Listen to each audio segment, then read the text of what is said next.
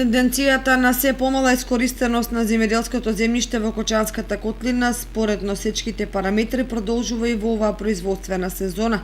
Факт е дека активното земјоделско население старее, бидејќи голем процент од младите ја напуштаат земјата и заминуваат во странство во потрага по подобар живот. Повозрасните и изработени земјоделци немаат ниту сила, ниту драга можност да произведуваат рентабилно, па од година во година остануваат дел од нивите необработени и непосејани. Ако проценките на минатата година велеа дека од 20 до 25% од плодното земјиште останало необработено, годинева процентот ќе биде уште поголем.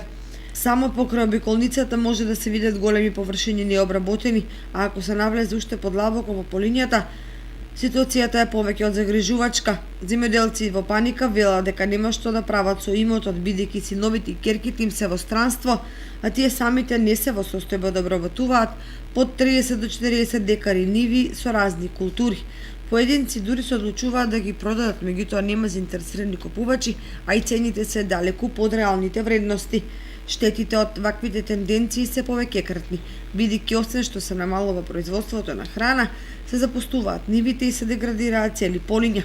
Паралелно и вкупниот обрат на средства реципроцентно се намалува, бидејќи на пример водостопанство прибира помали средства во однос на вода надомест, се трошат помали количини на вештачки ѓубрива, хемиски препарати и слично, а сето тоа кумулативно негативно влијае врз агростопанските процеси во производствениот регион.